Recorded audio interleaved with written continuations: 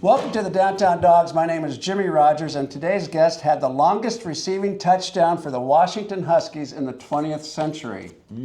It's my honor to introduce the Ventura County Athlete of the Year. He also still holds the high hurdle record. Willie Rosborough. How are you, Willie? I'm well. How are you doing, Jimmy? I'm doing fine. Thank you very much. Now, that reception was for 84 yards. It lasted throughout the 20th century. Can you walk us through it? The play, the quarterback, the opening game, September 13th, beautiful day in Seattle. Yeah.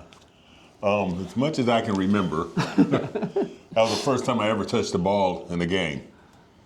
And I want to say Tom Flick threw it. Yep, Tom Flick. I was on a swing pass, and Tom Flick threw a swing pass, and the Red Sea opened, and I just ran. That was about it.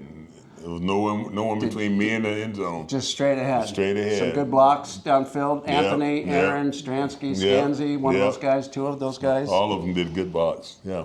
And it was an opening game, wasn't it, Air Force? Yep.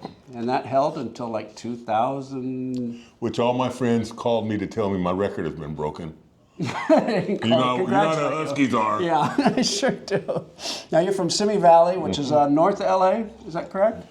Correct. North of LA, and both your parents had PhDs. My mom did. My dad had his master's. Okay, and then you're the oldest of seven. I'm the youngest boy. The youngest of I'm the seven. youngest boy, and I have two younger sisters. And that explains everything, because at the UCLA game in 81-82, we got off the bus from the hotel from the airport to the hotel, and we got off the bus, and all these sisters and everybody was there to meet Willie. I'll never forget it. And they were crying, and they were so happy to see him. It was like your second time away from home, I think. Yeah. You said you've had a lot of good people in your life when we spoke earlier. Absolutely. Can you speak to that, please?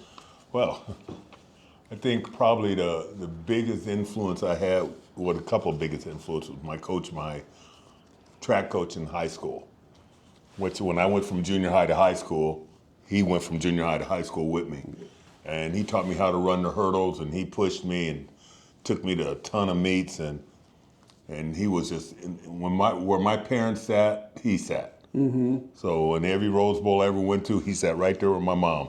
And then the other one was probably my pastor at the church I go to now, Milton Jones. He just didn't let me go. To this day? To this day. Are they both with us still? Yes. They are. Yes, and then of course there's Don James, the Godfather. There is no coach like him. Probably the most influential person that I played for. He cared about the player more than he did everything else. Mm-hmm. And he was a man that admitted when he was wrong. Mm-hmm. You know, he was in our butts. You know that. He took blame when we got beat by Navy, for example, major upsets. He blamed the coaches and himself. He didn't chew out the players. Yeah. And he never gave us the rah-rah speech before the game. He did that on Thursdays. He hardly talked to us. Yeah. And when he did, it was never that fun. It was never fun. He had an open door policy. Oh, absolutely. Which meant open door, get the heck out. Yeah. Usually. Yeah. Now you were drafted out. First of all, you played in a Sun Bowl, 2 Rose Bowls, 2 Aloha Bowls, or 1 Aloha Bowl? We played in the first annual Aloha Bowl. Right. We were gonna go to, 3 Rose Bowl again. 3 Rose Bowls. And we got kicked out and went to Hawaii. We were so upset. Yeah, and it was not a holiday of joy. The Aloha Bowl? Well, we thought we're going to Aloha, but Don James... we had a great time. I don't know what you were doing. Yeah, okay. Well, I had a good time too, but Don wasn't too happy. No, yeah. We went from 3 Rose Bowls to the Aloha Bowl. Yeah. Now, you were drafted in the USFL by Coach Morris Sr. in the Philadelphia Stars. Is that correct? Played in the best team in the USFL. For years. Got a championship ring. And they moved you to defense. Yes. Isn't that interesting? Yeah, which I didn't know how to play defense. And they drafted you as a defensive player thinking they were going to move you? Yeah, they took me. Coach Pease was there. Oh, was he? Yeah, I stood up for Coach Pease at his wedding. Tell me about it. Yeah, Coach Pease was just great. I mean, he's Coach Pease. Yeah. I mean, nothing changed. He has his shorts. It's freezing out there. It's Coach Pease. Was the wedding the one in San Diego, or was he got married. He got married in Philly. He married a girl, and to the day he died, he stayed with her. So it was good. You know, a teammate told me to tell you hello, Dennis Maher. I just spoke to him. But anyhow, we spoke about, I remember, because I was always at the Moore House, I was friends with Jimmy Jr., and I'll never forget, one point, Coach Pease had a conversation with Coach Morris Sr., and he said, if you ever go, he was a Seahawk coach at the time, if you ever go to be a head coach, take me with you. And what he meant by take me with you is I'm getting divorced. I'm selling my house. That guy must have got divorced 3 times. And remarried. That's why I was at his wedding in San Diego. I was his best man in Philly. Is that right? Yeah. Yeah, you guys were really tough. Yeah. Now, your dad played outside linebacker for Texas Southern. Yep. He died when you were 11 years old. Yep, And that that's must have had a correct. great effect on you. Yep. That's very a much tough so. age. You want to speak to that, or? Well, you know, I was the youngest of 3 boys, or 4 boys. Okay. So I was mama's boy. Yeah. So, you know, my dad had, you know, he had a contact with me when the belt was contacting my butt. But I mean, I had 3 older brothers he was dealing with. So, you know, I kind of hung out with the girls. Good choice. Yeah. Good choice. Now, you have 4 kids. Currently 3 girls and 1 boy. Yep. Okay. And you're living in Linwood, or you're in I live in Muckleteel. You're in Muckatill, but you're an elder at the Linwood Church. Is it Scribes? Is that Northwest Church. Okay. In Linwood, yeah. Okay. And so 1,400 yards your senior year in high school. A lot of people don't know this. And you missed 3 games. Yeah. That's quite an accomplishment. Yeah. 32 years, King County Juvenile Detention Center. I retired from there. You're retired. Congratulations. Best job I've ever had. Is that right? Yeah. Good Yeah. people? You know, it's hard work. I made a difference in kids' lives. So that made a difference. I mean, it was hard work. I mean, you're working with kids, and kids are not easy. You know, and these kids were more broken than we were. And we're all broken. So, yeah, it was, I enjoyed it. Was Toussaint with you? Toussaint worked there. Jock worked down there. We had some Cougars that worked down there. Rich Reed. Jack Thompson? No. No, not Jack Thompson. Did you have a run-in with Jack somewhere? A good, no? I don't remember. Well, my memory ain't that good anymore. Okay. Now, when you chose the University of Washington, what was your mother's final decision on that? And we all know that's who made the decision. Oh, yeah. Well, my Coach James came in our house, sat on our table, ate with us, and looked at my mom and I and told me he would take care of me. And she said, and that's what he did. She said Washington. Well, she let me choose, but Washington was clearly the best choice for me. And I've never been up here, and it's cold. I mean, I live 40 minutes from Malibu. Coming up here was freezing. And they'd spray the turf down before practice. Yep. So you were wet and cold. Yeah. So the NIL. Any thoughts about the NIL, name, image, likeness, where all these players are getting hundreds of thousands, millions of dollars? There's a great advantage of going to college and getting a degree.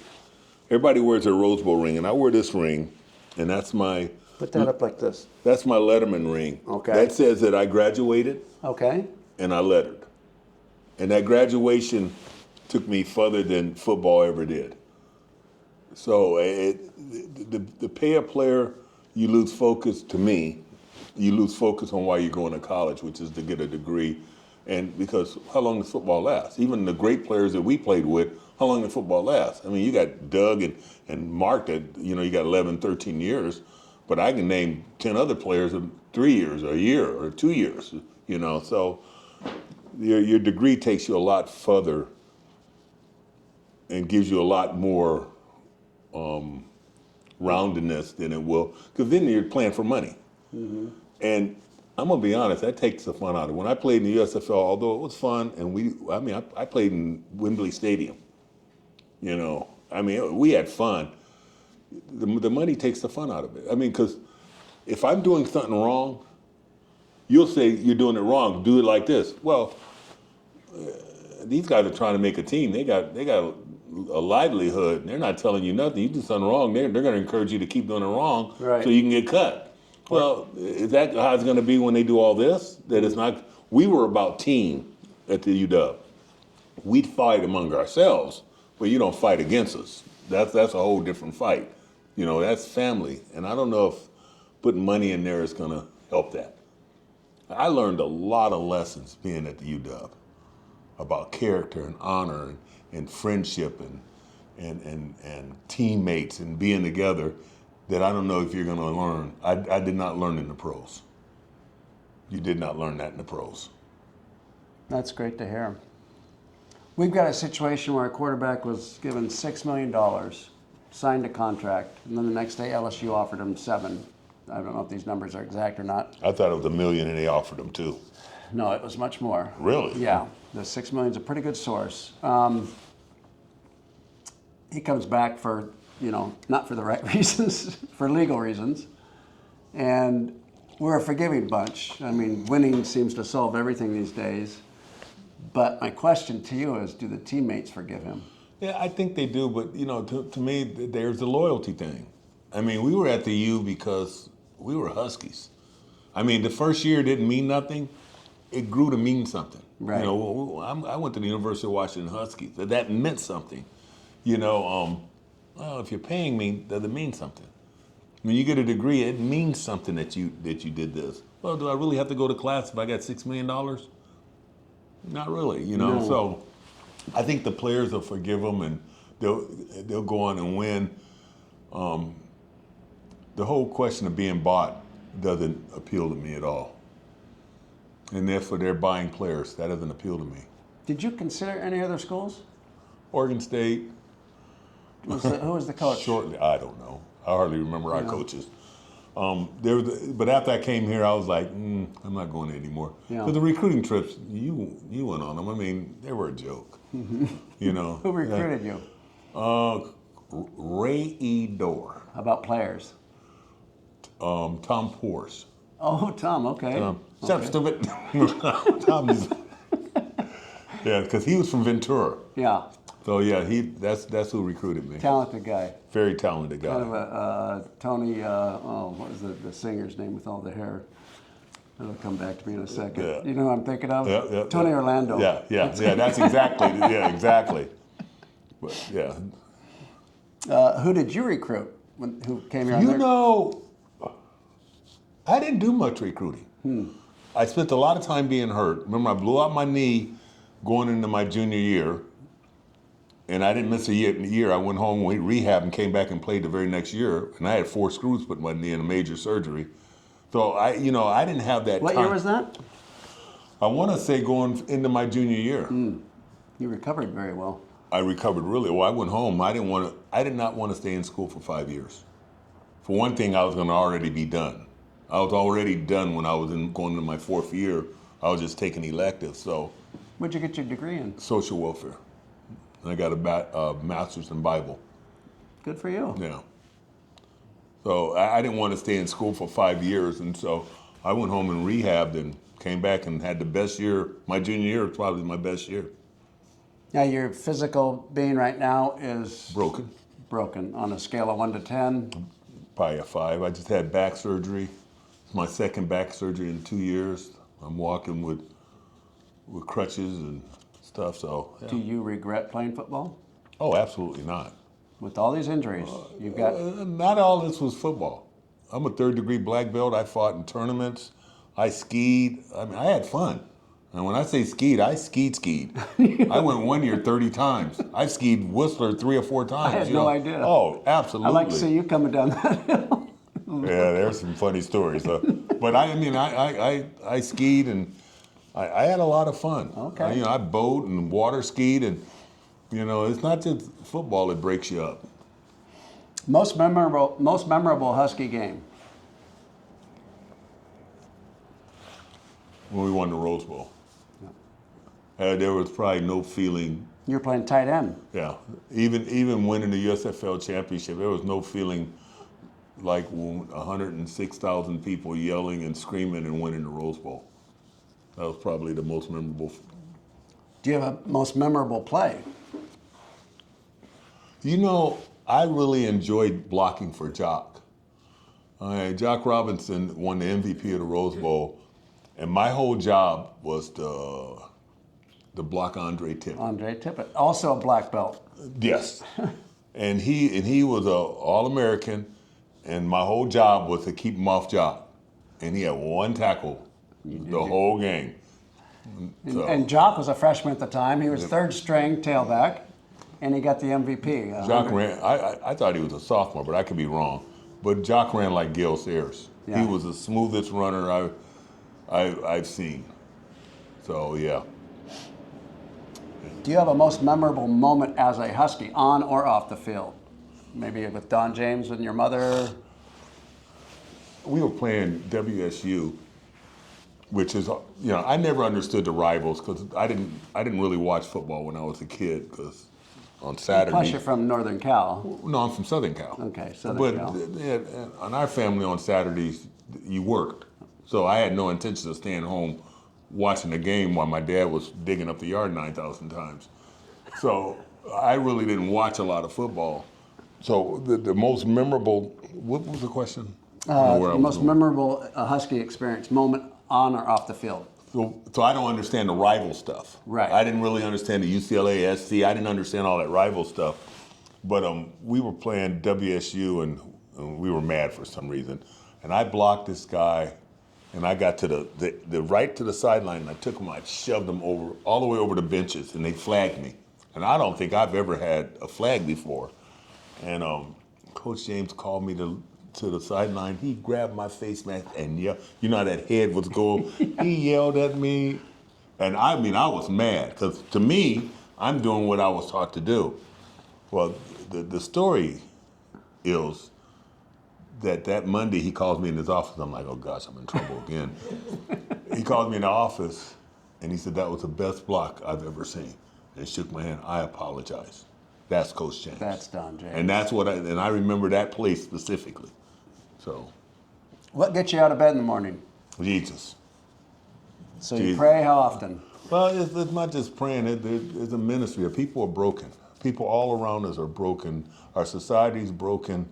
And you can look to drugs and alcohol, which a lot of our friends have gone down the wrong road, with drugs and alcohol and girls and stuff like that. And there's nothing that's going to fill the spot that they need but the Creator. And so that's what gets that, and she gets me out of bed every morning. Coffee. Yeah. So I spend a lot of time doing ministry. I got my Huge Men of God. I see that thing on there. There's a men's ministry that happens. You can go online, look up Huge Men of God. Huge Men of God. Yep. Okay. And we have a retreat, and we have forums at the church, and it only happens once a year. Get the men to do anything it's a miracle. We got some good leadership. James Brook and Josh Hills are the president and vice president, and they take the men up to Warm Beach every year, and they feed you like men, and we spend time fellowshipping. But what gets me out of bed is Jesus. What makes you happy? Jesus. Same answer. What would you like? I have a great family. I married a beautiful woman. I have great kids. Me and my wife were down this year. And when I say down, I had back surgery, she had surgery. And my kids, they came in the house and they took care of us. They took care of us. We literally could not have done it without, of course, we had the church family bringing us food, bringing us this, doing whatever they can. But when it came down to it, our kids really stepped up and they did what we raised them to do. So that was a great honor for both Janae and I. When you arrive at the pearly gates, what would you like to hear Jesus say? Well done, good and faithful servant. From the heart of Seattle, Washington, my name's Jimmy Rogers. This is Willie Rosborough. Together, we are the Downtown Dogs. Amen. Amen.